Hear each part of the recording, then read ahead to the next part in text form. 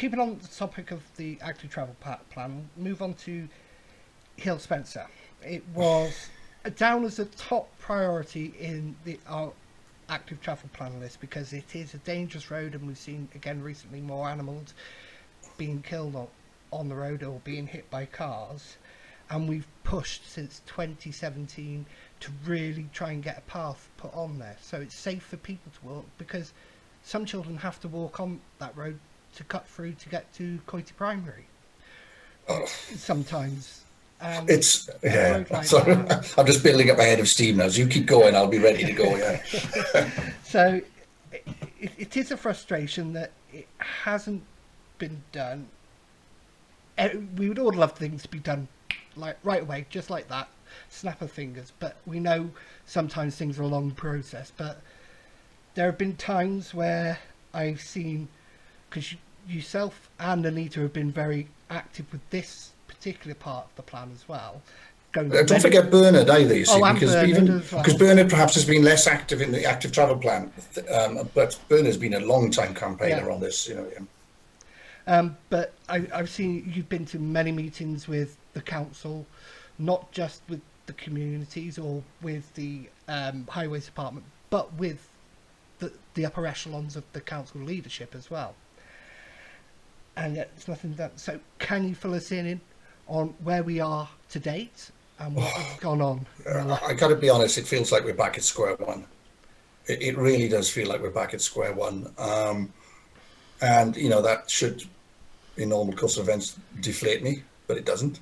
I do keep telling them, look, that's one of the main reasons I stood. You put a pavement on Heol Spencer, I will go away and your pain will end, yeah? if they want Martin Williams, or Martin Effin Williams, as I've been called a number of times, to go away, put a pavement at Heol Spencer, I can almost, I can almost sign that now. Look, from the day I was elected, I lobbied. I mean, I didn't have a lot of sway in the council then. I was in a minority of one or two in 2016 to 17. So I just lobbied directly. I wrote to people like Caroline Jones, looked at the council, council being BC, and fobbed off. But the original response, the only half interesting response in those early days was, well, get it on your active travel plan or whatever, with community access plan, and that's your best route. Yeah, that's your best route to get it done. And so, I clearly then, that you can see now why I was very keen to get onto that committee, and why I've been very passionate about pushing it. And oh gosh, I lose track of time. COVID's really spoiled things in that respect, but we thought we got it. And there was an almighty cock-up where BCBC's application, this was 2018, was it, or 2019? I forget. 18. 20, yeah, I think it was the 2018 application, but it was 2019 we found out about it. And the words suggested that the funding for Heol Spencer had been approved. There was £218,000 approved. So the words suggested that it would happen. But the drawings, the plans that have been submitted were for the footpath through Litchard playing fields. Now, Litchard playing fields was on our list of 30 interventions because if you're there, there's a very narrow pavement on that part of Hale West Place as you go to Litchard Cross, and one of our suggestions was to extend the footpath through Litchard playing fields to just make life easier and safer. However, there was a pavement, there was that alternative, and of the 30, probably number 30, and BCBC used the £218,000 to fund the footpath through Litchard Field. Now, don't get me wrong, it's a good piece of work in its own right. But had that come back to our community council, I wouldn't mind betting that there'd be an overwhelming majority for that money to be spent on Heol Spencer, where there is a real need. And then, of course, I've had a huge frustration with, but 215,000 wouldn't be enough. Well, I tell you now, it's what I do for a living. It's what I've done for a living for, how long? 25 years? we feel old. But yeah, £215,000 would be plenty of money to put a pavement on Heol Spencer. So anyway, so we had a number, as you said, high profile meetings or senior meetings with BCBC. Apologies were made by the highest level of councillor. I won't name names. Personal assurances that this would be sorted, it would be the highest priority going forward, and this mistake would never be made again. And so the next phase went through, and we were told, well, look, and again, the next phase was hugely successful. We're very, very proud of it. The crossing points in Coity and Pendray, real tangible difference. I think a few people are a bit grumpy because it blocks their drive a little bit, but ultimately, you can say there's a real difference there that makes a difference to people's mobility. And then the excuses started. Then the backtracking starts. Well, of course, we'd love to put in a funding bid for Heol Spencer, but we don't know who owns the land. You see, we don't know who owns the land, and unless we know that, no bid would be successful. So hang on now. 2 years ago, you put the bid in, and this wasn't an issue. So anyway, so we, the Community Council, agreed to do land searches ourselves. So we take away the excuses. So we had another meeting relatively recently. Well, of course, just knowing who owns the land, that's just the start of it. Now we've got to buy the land.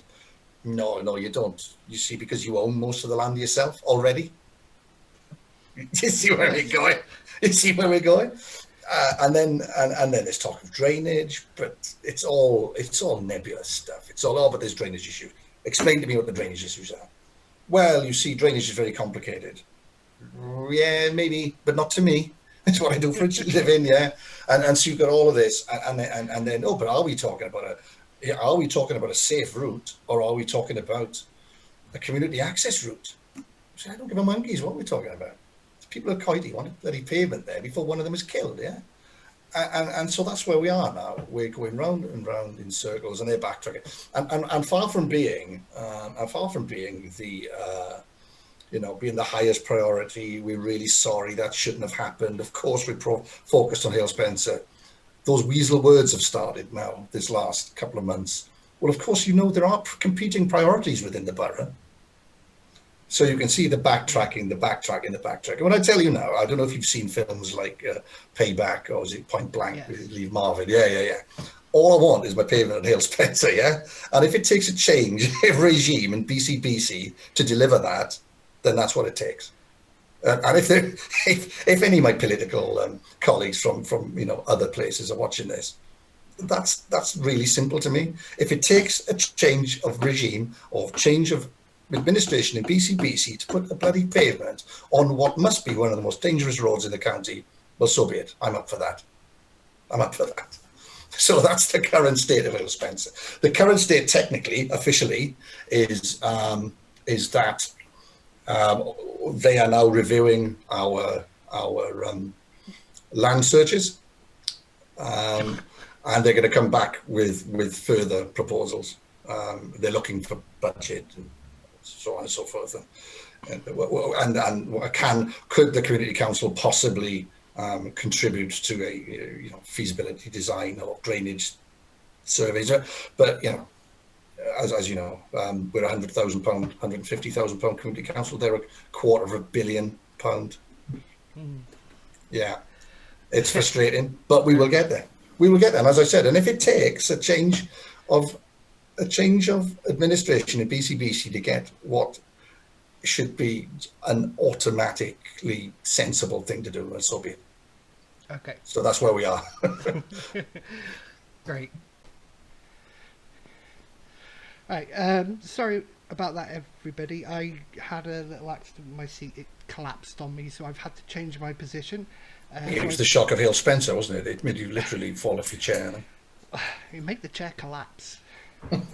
So it's broken now. So I'm a little bit off track. So I'm trying to regather where we are. We discussed Heol Spencer. There's a lot of news there. I think a lot of the residents of Coity, Park Derwin would be interested in hearing on that and where we are on the council. So my next question.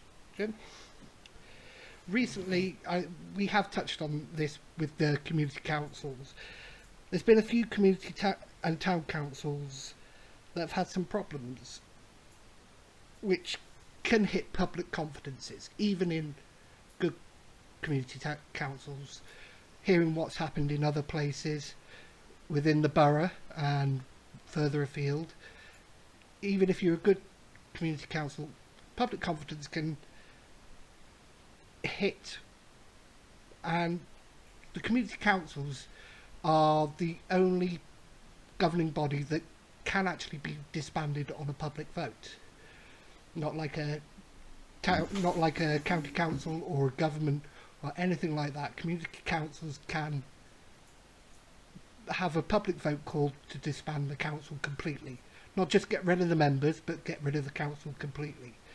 And there'll be some people out there who say, yes, it's extra money that we'd get back, or we'd save each year on our council tax.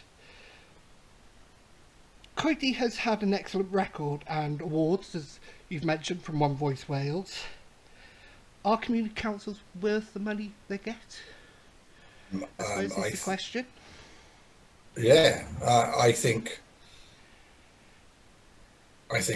Coity Higher Community Council is worth the money. We are, our Band D precept, a technical term there.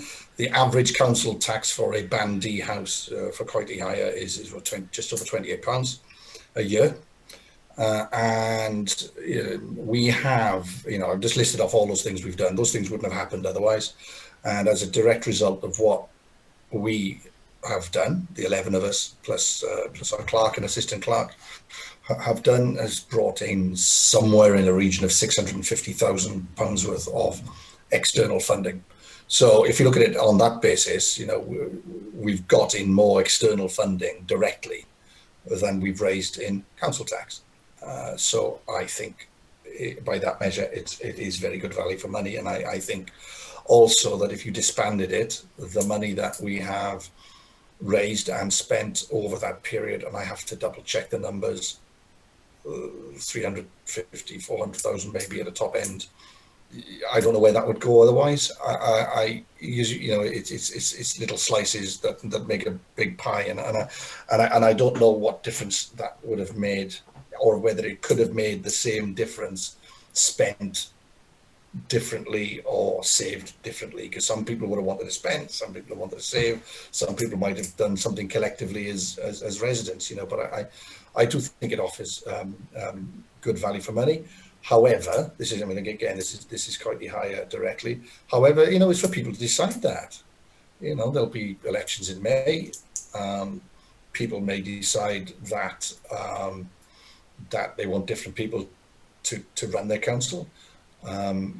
They may also decide at some point in the future that actually, they don't consider £28 to be good value for money, and that's for people to decide. I was one of those people, prior to March 2016, and I think therefore it's extremely important that we continue as a council to demonstrate our value for money. And I think that's important.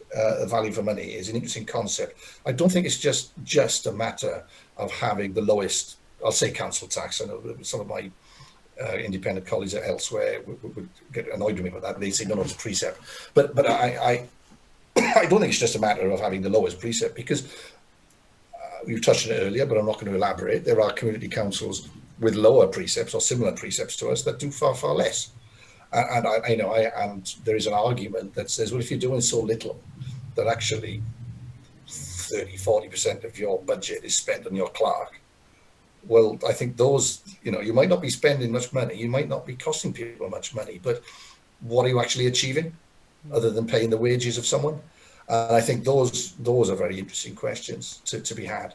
So I'm not advocating suddenly doubling our precept or anything like that, but I think there's a cost and value equation to be had, and I think Coity Higher is certainly the right side of that cost and value equation. Now, your wider point, I'm not going to be drawn.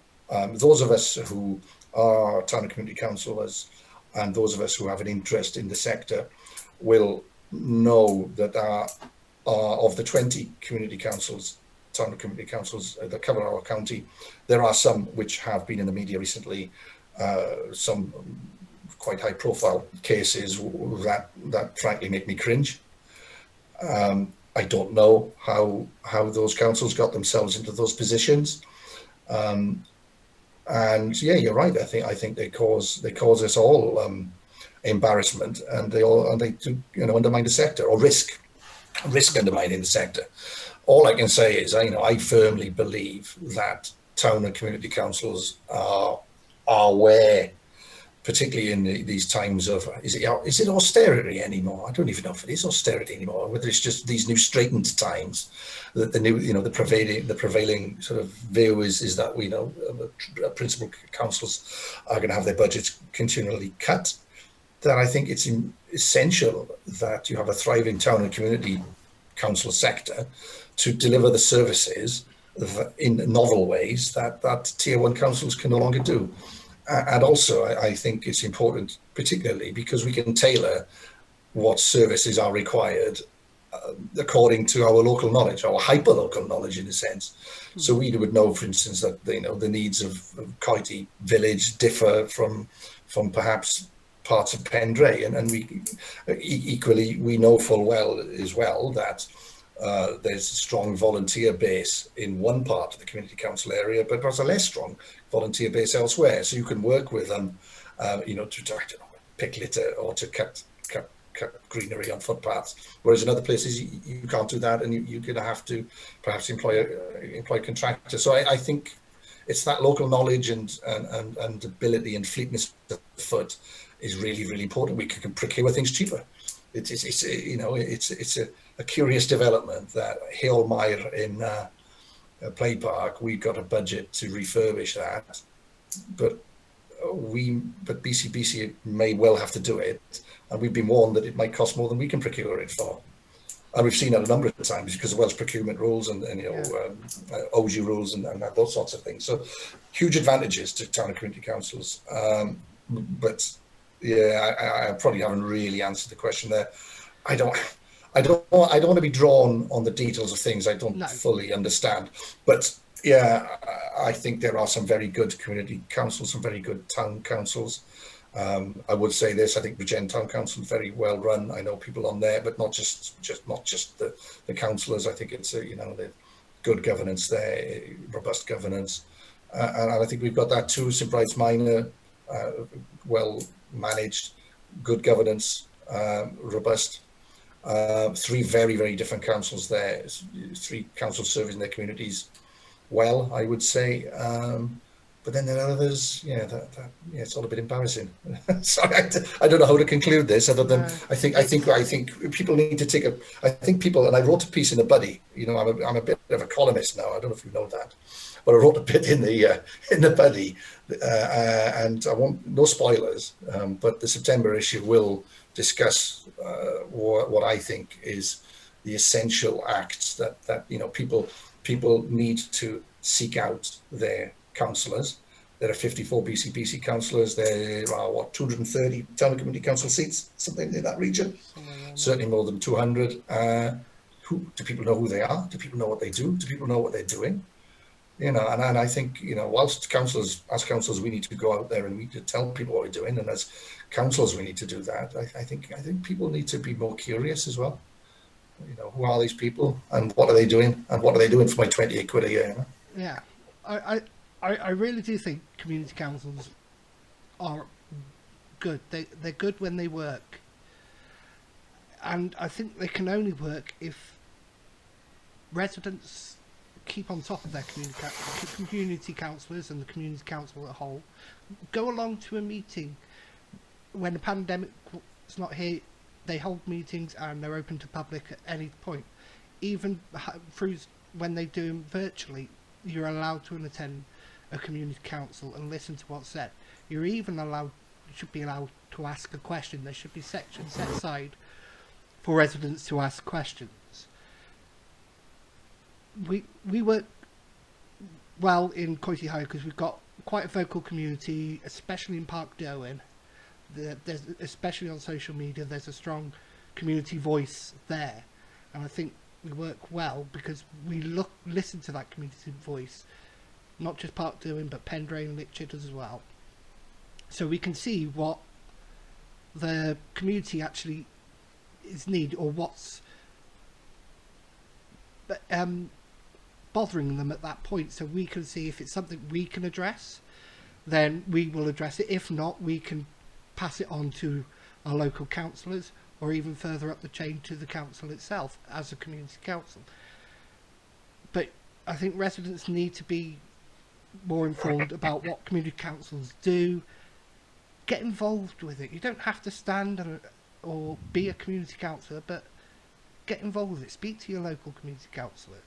Speak to the clerk. They're there to listen. They're there to help you. Just find out, as you said, there's a spectrum there from chucking your hat in and becoming a councillor, or at least seeking to become a councillor. Even just look at the website and find out who represents you. Even to that, But just let's build that awareness. And what you're doing, Luke. I mean, starts from small acorns, isn't it? But it helps to build that awareness. I don't think anyone else is doing that. But on that note, I mentioned St Bride's Minor there, and a well-run council, ambitious, don't know, but well-run, yeah. And I was supporting someone in a by-election a couple of years back, and knocked the door. There's an election today. No, and furthermore, I didn't even know we had a community council, and that person has lived there for 25 years. And I've gone. I would say nothing shocks me. I think that's a lie. I always say nothing shocks me, but that's not true. I'm increasingly shocked. Since become a councillor, I'm increasingly shocked. Yeah. I think